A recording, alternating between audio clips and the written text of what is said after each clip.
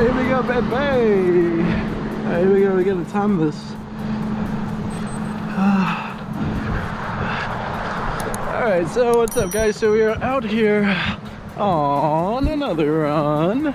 Out here doing this craziness for all of you guys who simply sit back, watch, admire, and enjoy as we make our way through. Yeah. And you know, without further ado, we are going to dive into today's video topic. And you know, it has to do with searching mistakes, errors, right? And specifically having to do with fitness. And you know, don't worry, because we are going to give you 4 fitness mistakes that you should probably be avoiding, right? Avoid it like the plague. Now, without further ado, we are going to go into tip number 1. And you know, in essence, it's not so much about how heavy you go, right? The first mistake is essentially, I would even call it, you know, per se, like it's a form of ego lifting, which we will talk about later. But first mistake is getting so caught up in, you know, the numbers, right? The weight. And you know, essentially for you, that's only one aspect of it, right? Your workout, right? It's just one little piece of the grand picture, right? The puzzle, right? Your workout.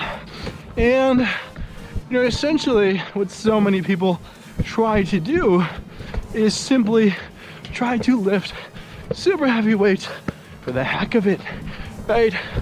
Just because they want to believe that they can, right? Or it looks hard, so therefore I must try to do it, and if I can, therefore I am strong. And you know, that's a huge mistake, right? Because it's not so much about it, right? About the strength gains, right? The act of simply being able to put that weight up over your head. It's, you know, about how easily you can lift the weight, right? How stable your muscles are, right? Are you able to, you know, take that normal 100 pounds that you were lifting and, you know, control it, right? Do your arms wobble, right? When you're trying to lift it up, right? Those are huge signs that are often ignored, right? In sake of, you know, over, you know, the number on the side, you know, the weight, right? The plates, right? I don't care about that. What I care more about is not the fact that you can lift, you know, bench 300 pounds, but are you able to take that 300 pounds and do it with the proper form, right? Stable, like how we mentioned before, right? You're not cheating yourself, right? You're not doing it haphazardly, right? Compensating for it with other muscle groups, right? Because people may, you know, assert that they're able to do so, but the true measure of it, you know, we would broadly define it as being able to lift a certain weight for reps, right? That's generally what people think when it's easy, right? When it's not, you know, so hard to do, right? They're not appearing to be visibly struggling with the weight. And you know, for you per se, that might be the marker, right? Not so much about hitting that level, but reaching it and having it done with ease, right? Not so much of a struggle. And you know what it's going to boil down to also, tip number 2, right, as far as the mistakes that you essentially want to avoid throughout your journey, is getting caught up in the ego, right? Letting your ego control you, right? Because it's, you know, a big component, you know, being in the gym, right? Whether you like it or not, you are doing something amazing, right? Something hard, something that not so many people can say that they do. And by virtue of that, you know, might garner some respect, right? Some admiration from other people, right? Because it's simply not easy, right? It takes work and commitment to do so. And, you know, by virtue of that, it's very easy to get a big head, right? Ego, right? I am this big, huge, muscle-bound guy, so therefore, I can do no wrong, right? Or the world owes me something, right? People, you know, may give you their validation, but sad thing is not everybody is going to do so, right? It'll come from time to time, right? And if you're caught up so much in whether or not they validate you, right, which is going to come from the ego, you might be in for a surprise, right? A bad one. But when people don't like you or don't like what you're doing, they don't agree with you, right? Not everyone's going to agree with everything you do, right? Especially in a controversial topic like fitness, right? Because there's so many different ways to go about it. And this coincides with the third tip, right? Tip number 3 is don't, you know, I would even consider it like you're mirroring a form of exercise, right? Always be changing, right? You want to be dynamic, not static, right? Static never changes, right? It stays the same.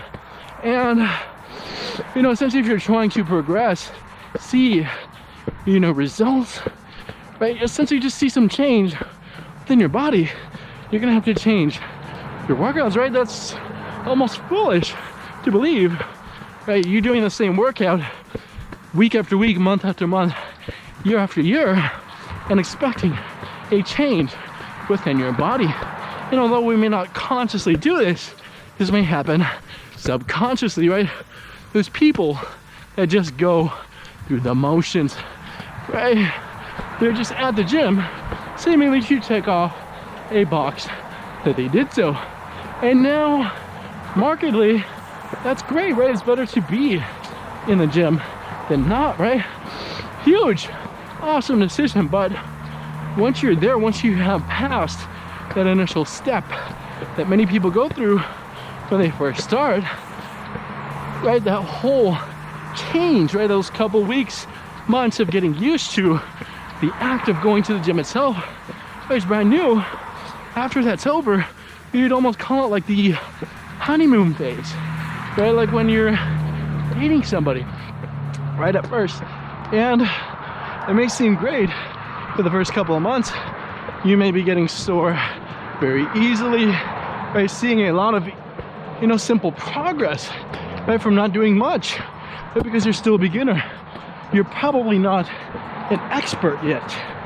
And, you know, within the first couple of months, you will, you know, see some progress, right? It's very easy to do so. But after a while, that progress diminishes and diminishes, especially if you give it, your body, the same workout, right? You gotta keep feeding it different foods, right? Foods in the form of exercises, right? You gotta be dynamic, always changing. So never fall into the trap, you know, of going through the same workouts over and over again. You want to switch to the routine. So, you know, tip number 4, or mistake number 4, they're not tips, they're mistakes. You want to get rid of them. And essentially, within fitness, it would be to neglect parts of your body. Right? So many people forget, you know, to do certain areas within the body. And we would mention, like, you'll be surprised at how many people might just do bicep curls and ignore the triceps, or just do like bench press, upper body workouts, and neglect their legs, right? Then you start to see the asymmetry within their bodies, right? They might have huge arms and not so big of a chest or a massive upper body. It is a trademark one because so many people, you might have seen this, it looks quite hilarious. Right, they have huge upper bodies. Look down, they have no legs. Right, chicken legs, I might call them. So, in order to avoid that, you must be well-rounded, right? It's not so much about, you know, unless your goal is to have the biggest biceps in the world, and that is it. But if you're shooting for general fitness, overall health, it makes sense to work out your entire body, right? Even it out, right? Like you're painting a wall, right? You wouldn't throw a bunch of paint on one part of the wall, but you want the entire house to have an even coating of that paint, right? Just like this one.